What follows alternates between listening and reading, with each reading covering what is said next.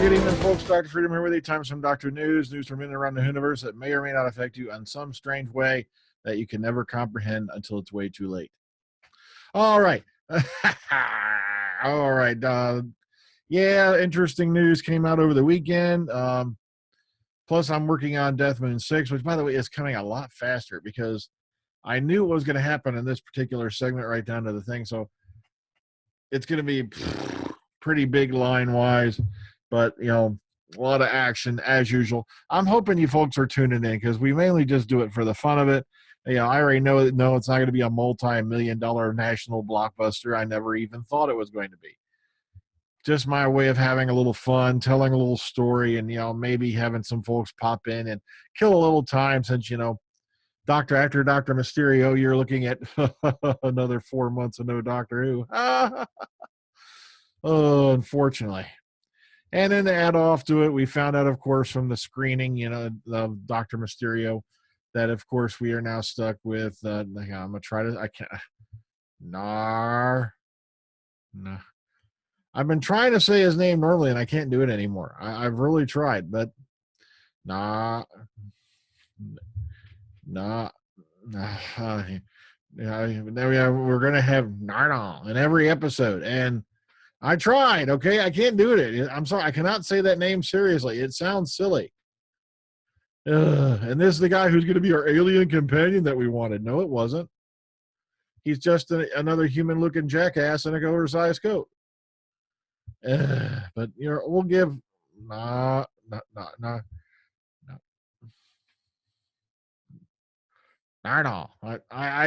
we'll give him a shot, okay? That's all we can do. But all right, let's get into it. Because there's a lot of it. Okay, so let's fly through this. All right. First up, all right, over on the Doctor Who official Twitter, they put this out there a little bit earlier, and this is a little season's greetings video. It has just like Matt Lucas, the guy who plays the Ghost, you know, Pearl Mackie, of course, you see Peter Capaldi, all saying, you know, basically Merry Christmas, Happy New Year, Happy Holidays, and whatnot.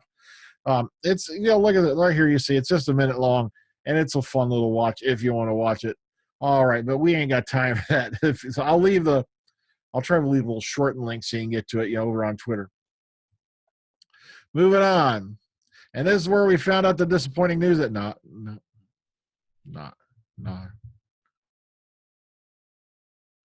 I ain't got time. No. Sorry.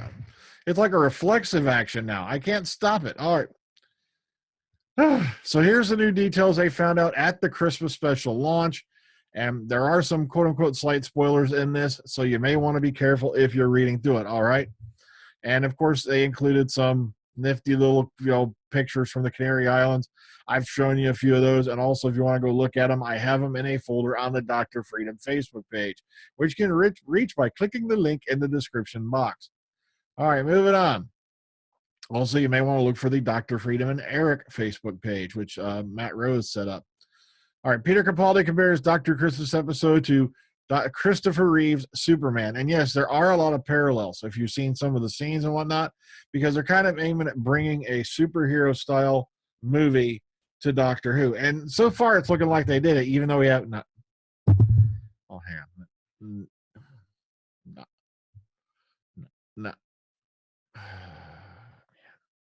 Not all in it. Okay. All right. So if you want to go through this, here's the Entertainment Weekly thing and whatnot. Little things from Moffat as well. And here, of course, we've also linked the Christmas special trailer. Not huge, but I figure it's there. It's Entertainment Weekly. It's definitely worth a little read. All right, moving on. Peter Capaldi hopes he won't leave Doctor Who for a long time. He goes, I don't want to escape the idea that I'm Doctor Who. And the scary part is when you listen to interviews with Tom Baker, he said a lot of the same things. They never really wanted, you know, that he felt his life was better as the Doctor than it was Tom Baker and things like that. But if you want to watch the interview, it's linked right here, or it's also over on the BBC One page under the Andrew Marr Show. But this right here, the only reason I'm putting this up is because if you go to the one over there, you got to watch the entire freaking show. And if you don't want to, boom, the interview segment with Peter Capaldi is right here. So you can just click on this and watch it if you like. So wham, wham, wham. And I'm really hoping he does hang around, at least for the first series of Chibnall, to prove all these naysayers and Doom declarers all wrong. All right, moving on. The Doctor Who Series 10 reboots the show back to its purest form. And know that that does not mean they're kicking Peter Capaldi out at the end of Series 10. As a lot of people have been going, oh, they're going to bring a whole new show and he's got to go. Chibnall should have a blank slate to work with. Oh, well, at least they're going to get rid of the. No, not at all. Oh, no. Not do spoilers. All right, it's basic form.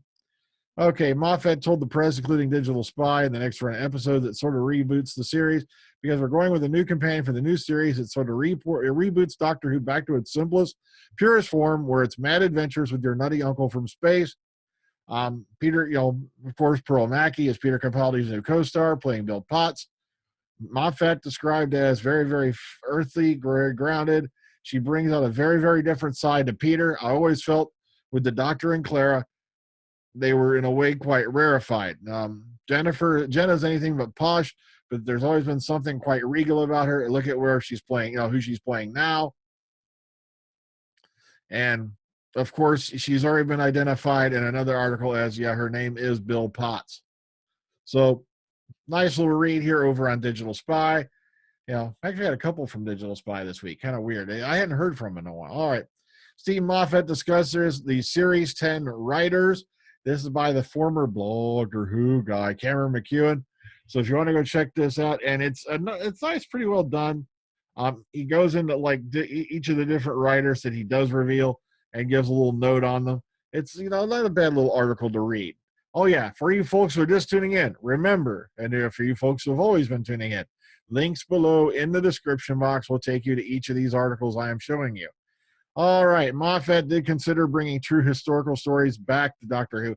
He basically said that he toyed with the idea, but, he didn't really, he goes, objectively, I can see that they are often very good and often better than the loopier sci-fi around them. But between you, me, I rather like loopy sci-fi with bonkers monsters and insane, unfeasible plots. So, also, the thing is this. I would love to have a pure historical on the screen, but I'm not sure if it would work anymore in the 21st century. I really don't think it would. Take a look at your average programming that's on the television today. All right, Lethbridge-Stewart, the Christmas Files, Candy Jar Books have announced the new free-to-download festive adventure in the Lethbridge-Stewart range, The Feast of Evans. So, here's some little things about it if you want to read it, blah, blah, blah. And they're what you call it, bam. All right. See, I screwed up there. I was supposed to click on that and I didn't. All right, moving on. And guess what? I screwed up because I was supposed to do this one last. Move that back a little bit. All right, moving on. Okay, 50 years ago, yesterday, Jamie McCrimmon first appeared on Doctor Who, played by Fraser Hines. He was originally supposed to be a one-off character.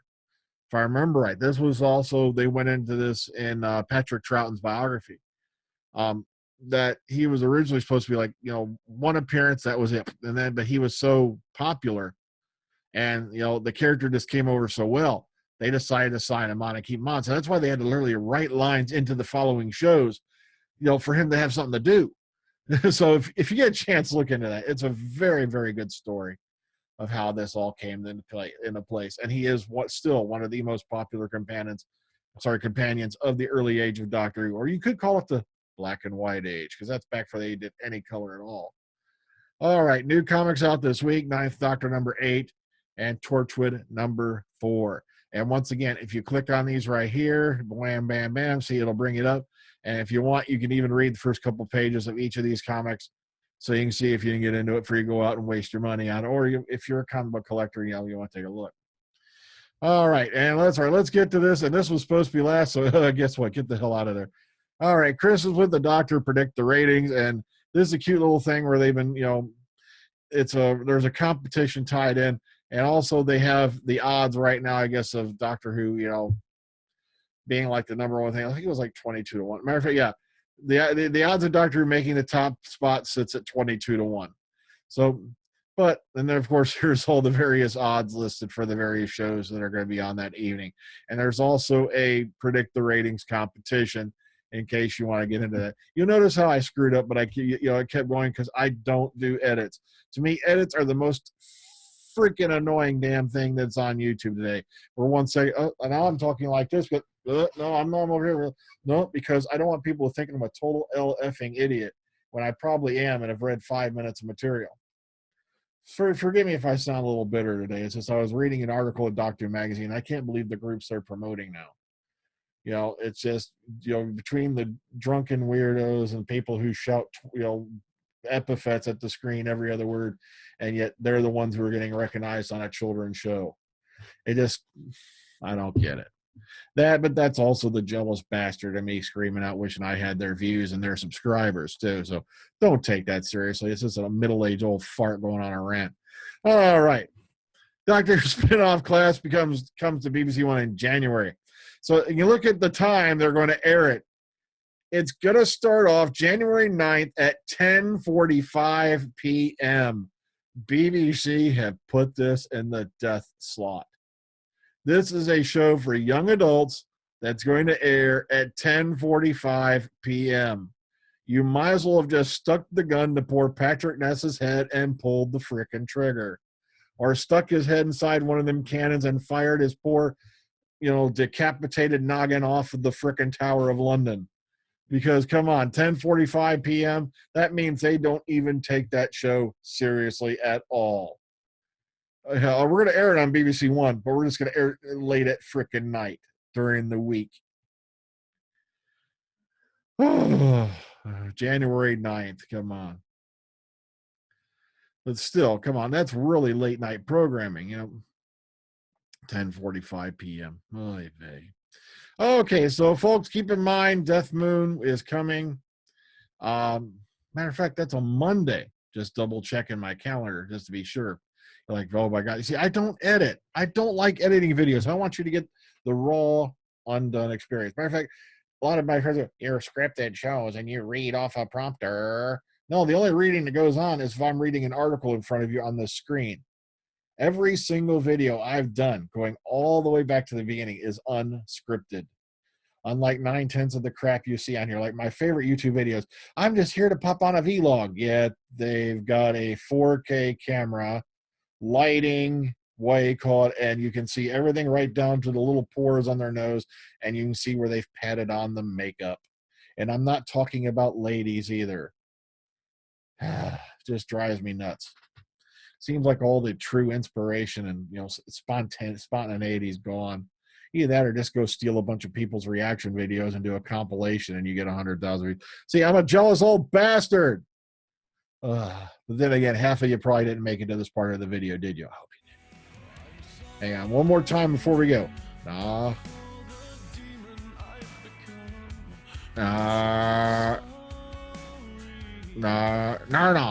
I can't do it. Good night.